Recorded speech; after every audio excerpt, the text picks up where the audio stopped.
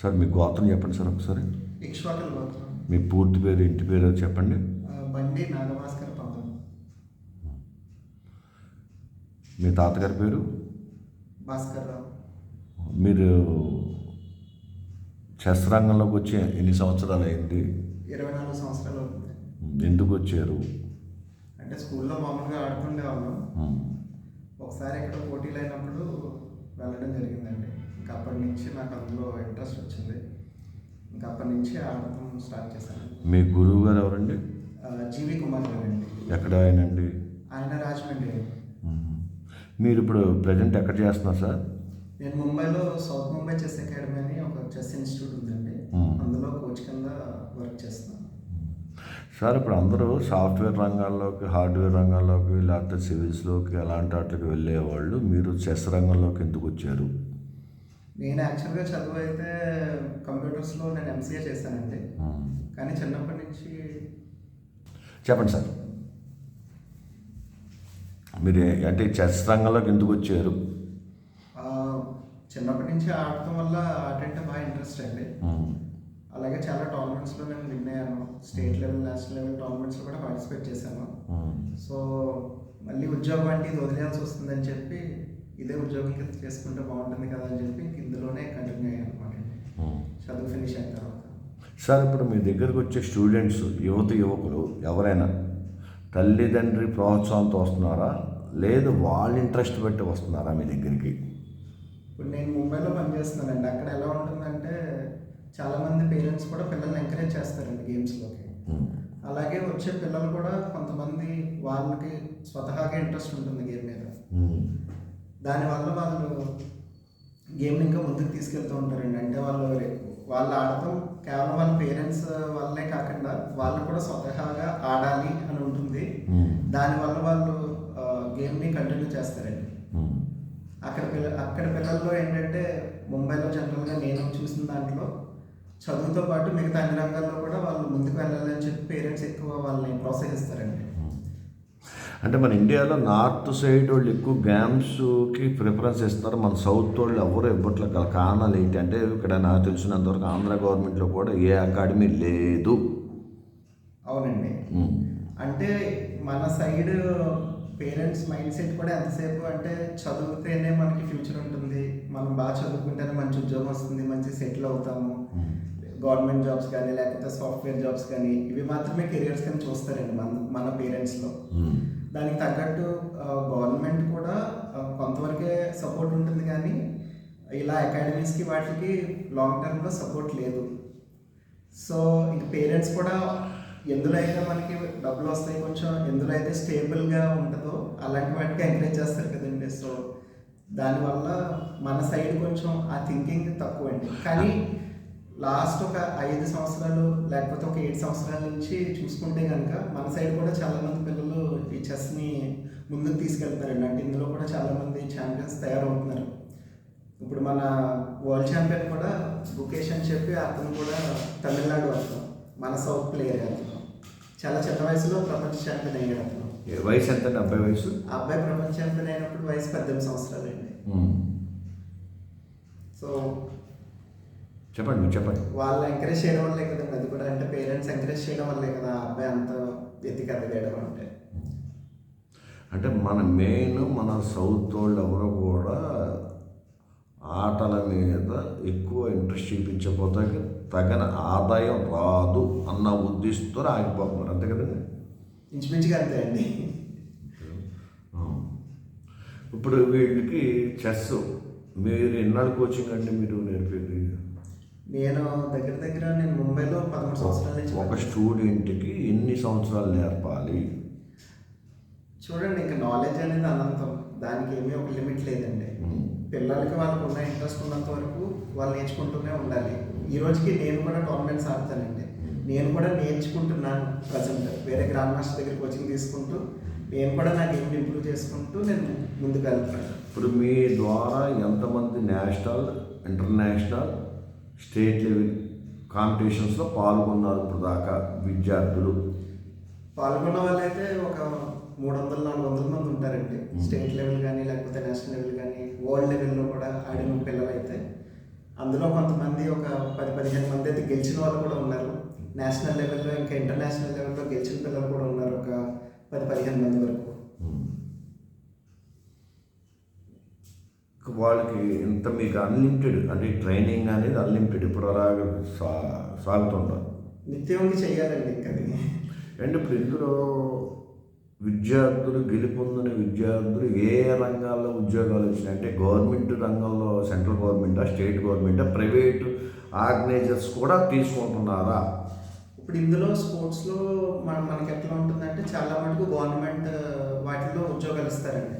అంటే స్పోర్ట్స్లో మెరిట్ కనుక ఉంటే ఎవరైనా వరల్డ్ లెవెల్లో కానీ లేకపోతే ఏషియన్ లెవెల్లో కానీ గెలిచిన వాళ్ళకి రైల్వేస్లో కానీ, బ్యాంక్స్లో కానీ, ఎల్ఐసిలో కానీ, పోస్టల్ డిపార్ట్మెంట్లో కానీ వాళ్ళకి అవకాశాలు ఉంటాయండి. అంటే నోటిఫికేషన్స్ పడుతూ ఉంటాయి, ప్లేయర్స్ చూసుకొని వాళ్ళు అప్లై చేస్తే ఒకవేళ వాళ్ళ ఎలిజిబిలిటీ అయితే కనుక గవర్నమెంట్ వాళ్ళకి ఆ జాబ్స్ ఇస్తారండి. గ్రేడ్ సి కానీ, గ్రేడ్ డి కానీ అట్లా లెవెల్స్ ఉంటాయి గవర్నమెంట్ పోస్ట్లో. వాళ్ళ అర్హతను బట్టి వాళ్ళకి అవకాశాలన్నీ ఇస్తారండి. సార్ ఇప్పుడు ఈ చెస్ వల్ల మెంటల్గాను ఫిజికల్గాను ఏమైనా డెవలప్మెంట్ ఉంటుందా? కోర్స్ ఉంటుందండి. ఎందుకంటే ఇప్పుడు ఫర్ ఎగ్జాంపుల్ ఎవరైనా కొంచెం రెగ్యులర్గా చెస్ ఆడుతూ ఉంటే పిల్లల్లో వాళ్ళకి అనలిటికల్ స్కిల్స్ అయ్యి, క్యాలిక్యులేటివ్ స్కిల్స్ అయ్యి బాగా పెరిగి అవి వాళ్ళకి చదువులో డెఫినెట్గా హెల్ప్ అవుతాయండి. ఈవెన్ ఒక ఏజ్ దాటిన తర్వాత పెద్దవాళ్ళు కూడా డిమెన్షియా కానీ ఇలాంటివి వస్తూ ఉంటాయి, అల్జీమర్స్ కానీ, అలాంటి వాళ్ళకి చెస్ ఆడటం వల్ల అట్లీస్ట్ వచ్చే పర్సంటేజ్ తక్కువ అని చెప్పి చాలామంది సైంటిస్టులు కూడా చెప్పారండి దాని గురించి. సో ఈ గేమ్ కేవలం పిల్లలే కాదు పెద్దవాళ్ళకు కూడా ఉపయోగపడుతుందండి. దీనికి ఏజ్ లిమిట్ అనేది ఏదైనా ఉందండి? మీరు పెద్దవాళ్ళు అన్నారు, 60+ వాళ్ళు కూడా ఇప్పుడు నేర్చుకోవచ్చు. అలాగే వచ్చిన వాళ్ళు ఎవరైనా ఉన్నారా మీ దగ్గరికి? ఇప్పుడు ప్రజెంట్ అయితే నేను ముందుగా చెప్పినట్టుగా ఏ ఏజ్ వాళ్ళని ఈ గేమ్ ఆడొచ్చండి. నేను ఇప్పుడు ముంబైలో ఉన్నప్పుడు నా దగ్గర ఇప్పుడు ఓల్డెస్ట్ స్టూడెంట్ ఉన్నారండి ఒక ఆయన 66 సంవత్సరాలు. ఆయన ఏంటంటే రిటైర్ అయిపోయి ఆయన ఖాళీగా ఉంటారు మామూలుగా. సో ఆయన ఏంటంటే ఒక హాబీ లాగా ఇప్పుడు మళ్ళీ చెస్ నేర్చుకోవడం స్టార్ట్ చేశారండి. ఆయన కూడా రెగ్యులర్గా ఆన్లైన్లో అవి గేమ్స్ ఆడుతూ ఉంటారు, మా క్లాసులు అవి తీసుకుంటూ ఉంటారు. ఆయన అడిగితే అదే చెప్పారనమాట అండి, ఏజ్తో పాటు మతిమరుపు రావడం అనేది సహజం. సో నాకు అది రాకూడదు అంటే నేను ఎక్కడో ఆర్టికల్స్లో వాటిల్లో చదివాను, చెస్ నేర్చుకుంటే అది వచ్చే పర్సంటేజ్ తక్కువ అని, అందుకే నేను ఈ గేమ్ ఎంచుకున్నాను అని చెప్పారనమాట. ఇప్పుడు మీ దగ్గరికి ఒక వ్యాపారస్తుడు కానీ ఒక అంటే అన్ఎడ్యుకేటెడ్ కానీ వస్తే మీరు ఎన్ని రోజుల్లో నేర్పగలరు? చదువుకి లేదంటే మిగతా స్కిల్స్కి సంబంధం ఉండదండి. ఈ ఆట అనేది పూర్తిగా మన మెదడుకి సంబంధించింది, మన మేధస్సుకి సంబంధించింది. దానికి చదువు రావాలి అన్న కండిషన్ అలా ఏం లేదండి. ఇప్పుడు ఎవరికన్నా గేమ్ రాని వాళ్ళు వస్తే ఒక వారం రోజుల్లో వాళ్ళకి ఆడటం వచ్చేస్తుందండి. గేమ్ ఆడటం అన్నది వస్తుంది. ఆ ఆటని ఇంకా ముందుకు తీసుకెళ్ళాలంటే వాళ్ళకి ఇంకా కొంచెం ప్రాక్టీస్ అనేది అవసరం అవుతుంది. అంటే ఎక్కువ చెస్ అనేది ఎక్కువ మేధావర్గం ఎక్కువ ఆడతారు అనేది ఒక నానుడు ఉంది కదా, దాని గురించి అడిగింది. అలా అయితే కనుక అంటే మన ఊర్లలో కూడా మీరు చూసినట్టయితే ఇంతకుముందు అంటే నేను చిన్నప్పుడు పెరిగిన వాతావరణంలో కూడా మా ఊర్లో అరుగు మీద ముసలి వాళ్ళు కూర్చొని ఆడుకుంటూ ఉండేవారండి. సీనియర్స్ అందులో చాలామంది సీనియర్ సిటిజన్స్ కానీ. సో చెస్ అనేది ఆల్రెడీ మన దేశంలో ఉందండి, చాలా చోట్ల ఉంది. ప్రతి రాష్ట్రంలో ఆల్మోస్ట్ ప్రతి కోణంలో కూడా ఉంది. కేరళలో ఒక ఊరు ఉందండి, ఆ ఊళ్ళో ఎవరు అంటే అందరూ మద్యానికి బానిస అయిపోయి కంప్లీట్గా వాళ్ళు ఇంకా మిగిలిన పనులు ఏం చేయకుండా అలా ఉండేవాళ్ళండి. అక్కడ ఒక ఆయన స్టార్ట్ చేశారండి ఆ చెస్ అనేది. ఇప్పుడు ఆ ఊరు వెళ్ళి చూస్తే కనుక కేరళలో ఎవరిని చూసినా వాళ్ళందరూ చెస్ ఆడుతూ ఉంటారు. వాళ్ళు కంప్లీట్గా మద్యాన్ని వదిలేశారు. వాళ్ళకి ఇంకా ఓన్లీ ఏదైనా ఉంది అంటే సాయంత్రం మీరు ఏ ఇంటికి వెళ్ళి చూసినా లేకపోతే బజార్లోకి వెళ్ళి చూసినా ఎక్కడికి వెళ్ళి చూసినా చెస్ క్లబ్స్ లాగా ఉంటాయి, అక్కడ వాళ్ళు రోజు చెస్ ఆడుతూ ఉంటారు. అంటే మీరు చెస్ నేర్చుకోవడం వల్ల చెడు వ్యసనాలు మానగలడు. అవునండి. అంతేనా? ఏ గేమ్ ఆడినా చెడు వ్యసనాలు మానగలడా? ఈ గేమ్లో అయితే మనకి రియల్గా ప్రూఫ్స్ కూడా ఉన్నాయి. అలా వదిలేసిన వాళ్ళు కూడా ఉన్నారు, ఆ వ్యసనాలు వదిలేసి ఇందులో ముందుకు వచ్చిన వాళ్ళు కూడా ఉన్నారు. మిగతా గేముల గురించి నాకు పెద్ద అవగాహన లేదు, అందులో అలా ఎవరైనా చేసి ఉండొచ్చు మేబీ. బట్ చెస్లో అయితే మనకి లివింగ్ ఎగ్జాంపుల్ ఏంటంటే ఆ కేరళలో ఒక ఊరండి, ఊరంతా మారారు. సార్ మీకు వివాహం జరిగి ఎన్ని సంవత్సరాలు అయింది? 3 సంవత్సరాలు అయిందండి. మీ భార్యను కూడా ఇందులోకి తీసుకొచ్చారన్న, మీరు బలవంతంగా తీసుకొచ్చారా, ఆవిడ ఇష్టంగా పూర్వకంగా తీసుకొచ్చారా? నేను యాక్చువల్గా మ్యారేజ్ అయిన తర్వాత తను మామూలుగా అయితే ఎంఎస్సి మ్యాథ్స్ తన మ్యాథ్స్ లెక్చరర్ కానీ లేకపోతే మ్యాథ్స్ టీచర్గా తను కావాలి అంటే కెరియర్ ఇది చేసుకుని ఉండొచ్చు. కాకపోతే తను నేను చెస్ ఆడటం చూసి మ్యారేజ్ తర్వాత నేను క్లాసెస్ చెప్పడం చూసి ఇంట్లో కూడా నేను ఆన్లైన్ క్లాసెస్ అవి తీసుకుంటూ ఉంటాను. అవన్నీ చూసి తను కూడా నాకు కూడా ఇంట్రెస్ట్ ఉంది. నేను కాలేజ్ లెవెల్లో నేను అప్పట్లో ఆడేదాన్ని, బట్ నేను ఎప్పుడు ప్రొఫెషనల్గా నేర్చుకోలేదు. మీరు నేర్పితే నేను నేర్చుకుంటాను ఉంది. సో అప్పటి నుంచి తన ఇంట్రెస్ట్ వల్ల తను కూడా వచ్చి గేమ్ అది నేర్చుకొని ఇప్పుడు తను కూడా ఒక కోచ్గా సెటిల్ అయిందండి. సార్ ఇప్పుడు ఆవిడ కూడా కోచ్గా సంపూర్ణ అంటే మీ ఇద్దరేపు కుటుంబాలు ఒప్పుకున్నాయా? ఒప్పుకున్నాయండి. ఎందుకంటే యాక్చువల్గా నాకు పెళ్ళి కొంచెం లేట్ అయింది.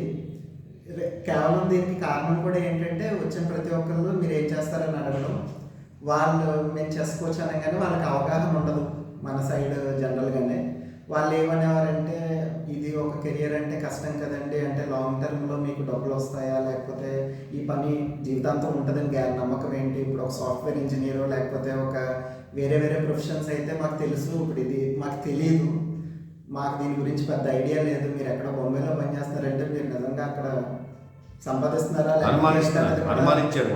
చాలా మంది అలాగా వెనకడిగేశారండి. కానీ ఇప్పుడు నాకు వచ్చిన సంబంధం వాళ్ళు కూడా ఫస్ట్ అడిగారండి, మీరు ఇప్పుడు నిజంగా అక్కడికి వెళ్ళి పని చేస్తున్నారు, రేపు పొద్దున వాళ్ళు మిమ్మల్ని పనిలోకి తీసేస్తే, ఇప్పుడు ఒక కంపెనీలో పనిలోకి తీసేస్తే వేరే కంపెనీకి వెళ్తారు. మరి ఇక్కడ ఈ అకాడమీ మీరు ఆల్రెడీ పెద్ద అకాడమీ అన్నారు, ఆల్ ఓవర్ ఇండియాలోనే మీరు one of the biggest academy అన్నారు, ఇప్పుడు అక్కడ మిమ్మల్ని పనిలోకి తీసేస్తే మీకు మళ్ళీ అలాంటి పని దొరుకుతుందా? ఇలాంటి డౌట్లన్నీ వాళ్ళకి చాలా వచ్చాయండి. అంటే మీరు ఇంకా ఇదే పని చేయాలా, లేకపోతే మీరు ఇంక వేరే పని ఏం చేయడానికి లేదా, ఇలా చాలా అనుమానాలండి వాళ్ళకి. నేను వాళ్ళకి చెప్పింది ఒకటే, నాకు ఇది నేను ఆల్మోస్ట్ అప్పటికి పెళ్ళి టైంకి నేను ఒక 10 సంవత్సరాల నుంచి పనిచేస్తానండి, వాళ్ళ దగ్గరే పనిచేస్తున్నాను అదే అకాడమీలో. నేను చెప్పాను అనమాట అండి, ఇది కూడా ఒక కెరియరే, ఇది కూడా ఒక బతుకు తెరువే. మనం ఏంటంటే చాలామందికి దీని గురించి అవగాహన లేక ఇలా అంటున్నారు, కానీ ఇందులో కూడా సర్వైవ్ అవ్వచ్చు అని వాళ్ళకి నమ్మకం కలిగించిన తర్వాత ఇంక వాళ్ళు ఆ సంబంధాన్ని ఒప్పుకున్నారు. సార్ ఇప్పుడు ఇండియాలో ఎన్ని అకాడమీస్ ఉన్నాయి? మీ అకాడమీ ఎన్నో స్థానం? ఇండియా మొత్తంగా అయితే చాలా అకాడమీస్ ఉన్నాయండి. లాస్ట్ ఒక 5-6 సంవత్సరాల్లోనే చాలా ఎక్కువ అకాడమీస్ వచ్చాయి. మాది డెఫినెట్గా నెంబర్ ఆఫ్ స్టూడెంట్స్ కానీ. అకాడమీ పెట్టి ఎన్ని సంవత్సరాలు? మా అకాడమీ పెట్టి మా సార్ గారు బాలాజీ గారు అండి.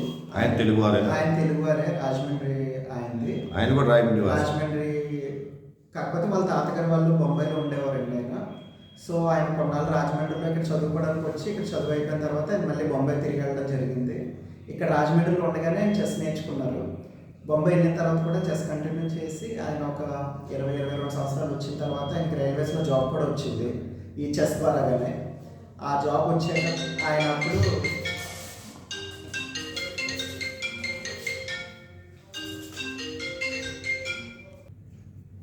చెప్పండి. బాలాజీ గారి గురించి చెప్పి ఆపేమా మధ్యలో? బాలాజీ గారు అక్కడ రాజమండ్రిలో చెస్ నేర్చుకున్న తర్వాత ముంబై వెళ్ళి ఆయన స్పోర్ట్స్ కోటాలోనే జాబ్ సంపాదించారండి రైల్వేస్లో. ఆ తర్వాత ఆయన ఒక అకాడమీ కూడా పెట్టడం జరిగింది. దగ్గర దగ్గర ఒక 20 సంవత్సరాల నుంచి ఆయన ఈ అకాడమీ నడిపిస్తున్నారండి ఆయన ముంబైలో. ఎంతమంది స్టూడెంట్స్ ఉన్నారండి? మీరు ఇండియాలో ఎన్నో స్థానం మీద? ఇప్పుడు చూసుకుంటే కనుక ఇప్పటివరకు మా అకాడమీ నుంచి చాలామంది ఛాంపియన్స్ అయితే తయారయ్యారండి. ఇప్పుడు ఇండియాలో అయితే కనుక మా అకాడమీ ఒక టాప్ 10 ప్లేసెస్లో అయితే ఉంటుంది. అది నెంబర్ ఆఫ్ పిల్లలు బట్టి కానీ, నెంబర్ ఆఫ్ పనిచేసే కోచ్ని బట్టి కానీ చూసుకుంటే. సార్ మీ స్టూడెంట్స్ అంతా ఇండియన్సా, అదే అవుట్ ఆఫ్ కంట్రీ వాళ్ళు కూడా ఉన్నారా? మాకు ఆల్మోస్ట్ ఒక 10-12 కంట్రీల నుంచి పిల్లలు ఉన్నారండి, ఇండియన్సే కాకుండా. బయట పిల్లలు కూడా వాళ్ళు ఆన్లైన్లో మా దగ్గర నేర్చుకుంటూ ఉంటారు. సో దగ్గర దగ్గర ఒక 10-12 కంట్రీల్లో మా అకాడమీ పిల్లలు ఉన్నారండి. టోటల్ స్ట్రెంత్ ఎంత అండి? మా అకాడమీ స్ట్రెంత్ అయితే కనుక అంటే దగ్గర దగ్గర ఒక 1000-1500 మంది పిల్లలు ఉంటారండి. అది కాకుండా మళ్ళీ ఇంకా స్కూల్స్ అని అట్లా అన్నీ కలుపుకుంటే కనుక దగ్గర దగ్గర ఒక 3-4 వేల పిల్లలు మేము చెప్తామండి క్లాసెస్. మీరు ఏ కంట్రీస్ తిరిగారు, ఏ దేశాలు తిరిగారు? నేను కూడా ఆడతానండి. నేను కూడా ప్రస్తుతం ఆడుతున్నాను టోర్నమెంట్స్ అవి. అలాగే నా స్టూడెంట్స్ కూడా ఆడుతూ ఉంటారు.